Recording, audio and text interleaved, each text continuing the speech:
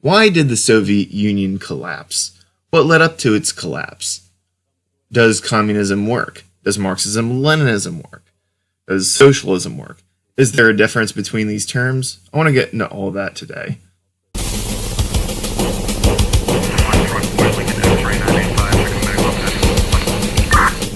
Hello everybody, today this is going to be a bit different today. I'm going to be talking about the Soviet Union, socialism, communism, Marxism-Leninism, and other left-wing concepts that tend to be misconstrued by conservatives and even social democrats, people on the left such as tankies, anarchists, Antifa, what have you.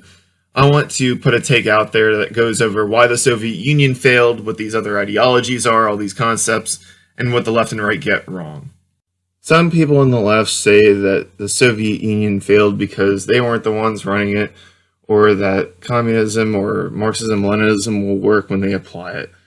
People on the conservative side, such as Dennis Prager, insist that the Soviet Union collapsed because Ronald Reagan told Mikhail Gorbachev to tear down the wall, and then the wall just collapsed on its own just like that, and freedom and democracy spread around the world. Woo! Oh, wait a minute, it didn't.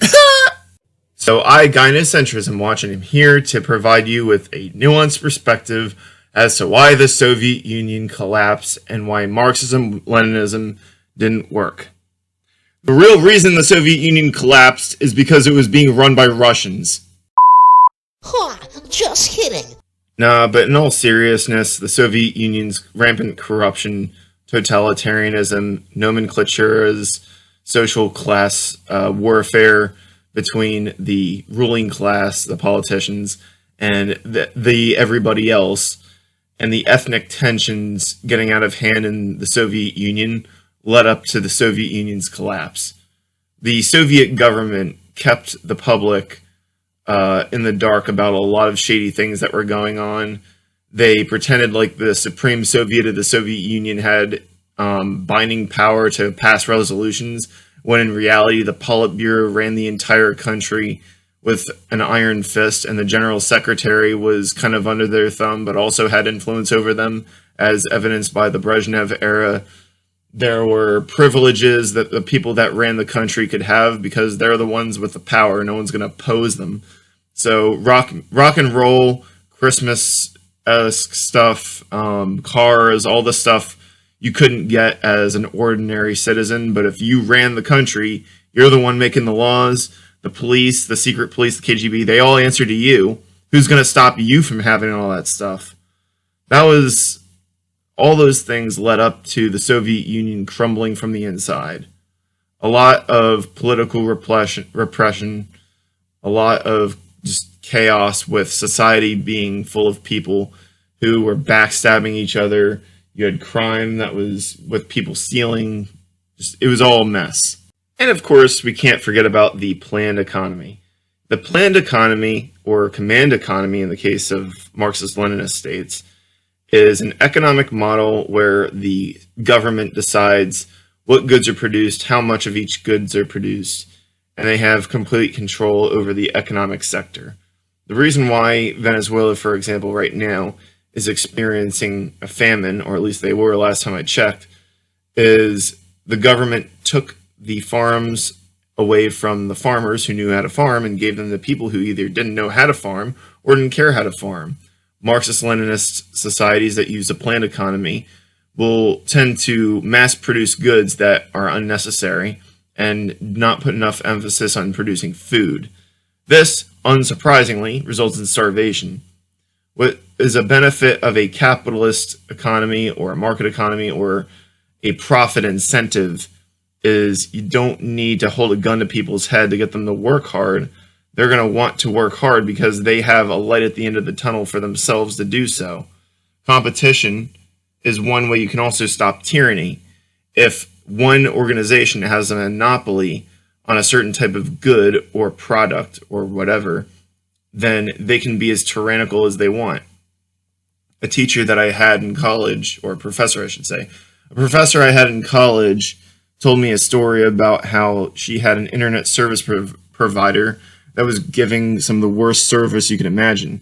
And when she tried to confront them, begging them to improve things a little bit, giving, internet that actually works, the guy's response was, you either play ball with me or you're not going to play ball with anybody. I can make it as bad as I want, and you can't do anything about it because there's no one else for you to turn to. If you have competition, and I'm not saying the Soviet Union didn't have this, because they had many different companies in their country, and they had competition, then competition stops tyranny by businesses. And what I'm making right now is more of a critique of certain excesses of capitalism that have been a problem in the United States in the 1800s and appears to be creeping up now with Google wanting to have YouTube having a monopoly on YouTube type platforms. I don't know if YouTube is going to ban me for saying this, but I'm going to get this message out there before that time comes. To a large extent, I believe that the reason why this happened the way this happened had to do with the way Vladimir Lenin set up the Soviet Union. Vladimir Lenin came up with his own ideology, Leninism, his take on communism and socialism, and Leninism holds that there should be a dictatorship of the proletariat, but of course there's the small writing that says, but they're too stupid to think for themselves, so they need a revolutionary vanguard to do the thinking for them. You know what that sounds like? That sounds like royalty and nobility in the Middle Ages saying, you know something? The peasantry and the workers are too stupid to think for themselves, and they don't deserve to have any education. So they need us to make all the decisions for them and rule over them with absolute power, with them having no voice, so that way we can decide for them to tyrannize them. Does that sound right to you? Could you imagine how a system like that could possibly fall? It's unbelievable that, the citizens would have a revolution against the people who are the revolutionary vanguard who are speaking for them without their consent. Who would have thought that Muammar Gaddafi's people would be mad at him for creating, what do they call them? Revolutionary councils that had the ability to make little resolutions that had no binding power, so that way they would come up with their little resolutions, and then Muammar Gaddafi would just override them anyway. And by the way, me saying this is not defending the United States intervention in Libya. I'm just saying that what Muammar Gaddafi effectively did as a dictator was set his own demise up by creating the illusion that his country was democratic. If you're going to be an autocratic dictator, then embrace it. Don't try to lie, because people will see through that, and they're going to do this to you. Now, it's one thing for the parties of these one-party states to push for an ideology that does little more than justify them having more power. What doesn't make a whole lot of sense is why you have idiots in the Western world, who we refer to as tankies, basically stand for these people. Some of them are grifters on Twitch and YouTube, making money by pushing these talking points. Some of them, such as Bart Baker, are funded by the Chinese government.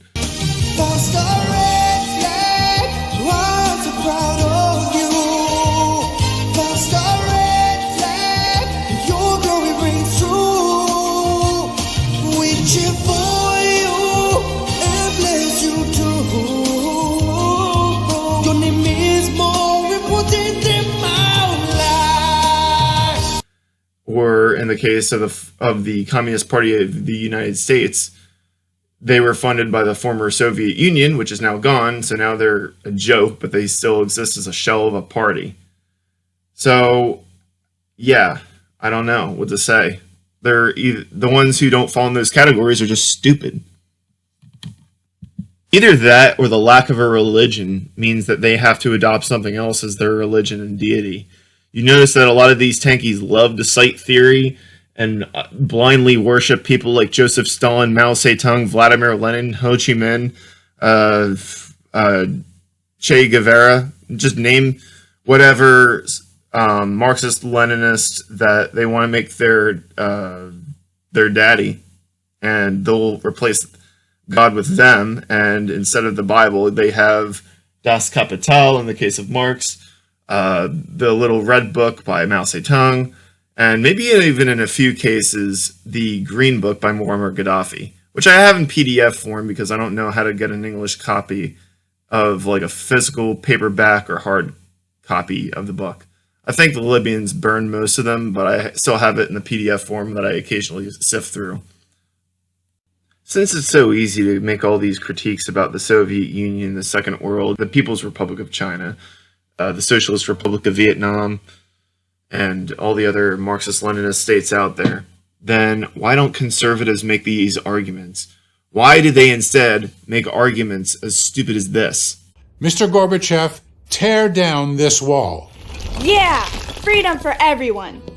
Furthermore, Russian imperialism and Russification in the Soviet Union led up to ethnic tensions within the Soviet Union between the Russians and the Ukrainians, Georgians, Latvians, Lithuanians, Estonians, and maybe to a lesser extent, Uzbeks and Armenians. The Russians have always been harassing other ethnic groups and then blaming it on their victims. And unsurprisingly, their victims want to get away from their loving hugs. The Russians love to blame extrinsic factors and kick the can down the road, and thus that led up to the Soviet Union fracturing. And I know plenty of people are going to point out Joseph Stalin was a Georgian and Leonid Brezhnev was Ukrainian. But historically, the Russians were always pushing their culture over all the other cultures, and those two dictators were pushing Russian culture over every other ethnic group. There was still lots of ethnic tension that makes it very difficult for a Soviet Union to hold itself together. You need unity and compassion between the ethnic groups. Divisions like that will break it apart. So why is it then that conservatives such as Dennis Prager and Conservapedia and some of these right-wing news outlets, why don't they make these very easy to make criticisms of the Soviet Union, the Marxism-Leninism, and the Command economic structure?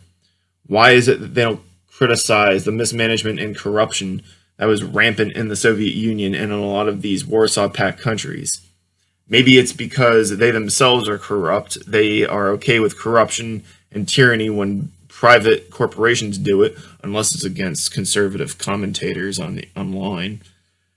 And they're hypocrites when it comes to big government bad. They're against big government when it's criticizing or trying to stop ISPs from running rampant, or they're trying to stop, global warming and shit like that.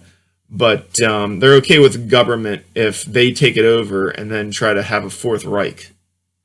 And look, if you want to see real communism/socialism, then look at this Zapatistas in southern Mexico, the kibbutzes in Israel, or the Capitol Hill Autonomous Zone or Capitol Hill organized protest that was in Seattle. And I may not agree with the politics of the last one, but they really were trying collective ownership and collective rule, as opposed to Marxist-Leninists who effectively want a dictatorship or an oligarchy, where the ideology is nothing more than a justification for the state having absolute power. Some of you listening may notice that I'm using the words socialism and communism interchangeably, because before the days of Lenin, those two words had no distinction between them. They both meant collective ownership of the means of production, collective control of the country, and there was no classes in the definitions of either of these terms. Nowadays, people associate the word communism with Marxism-Leninism, where I would argue that these two terms are very different from each other.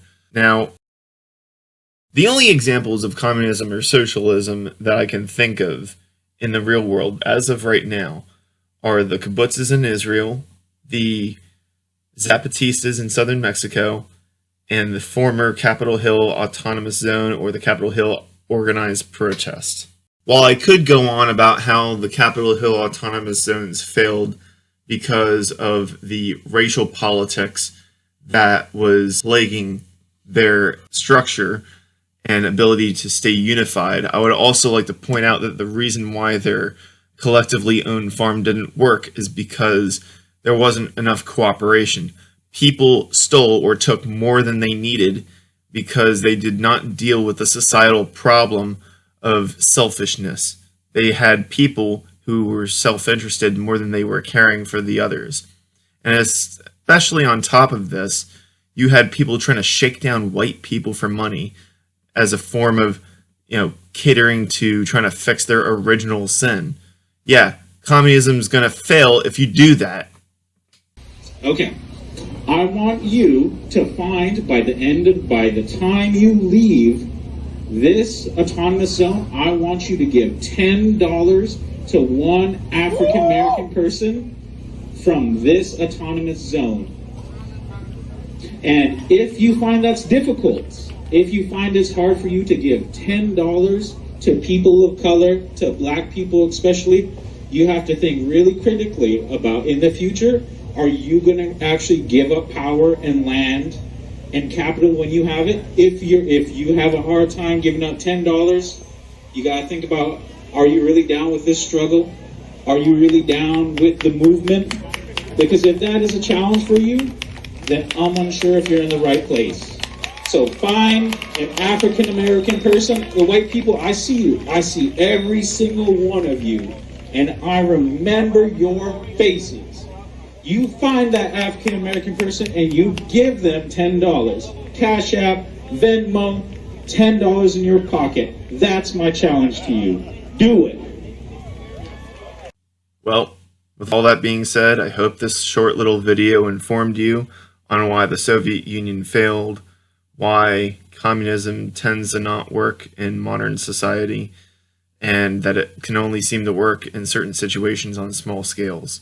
If you want me to make a follow-up video, please post a comment in the comment section down below, elaborating on what you would like me to cover next. This is Gynocentrism Watch. Peace out.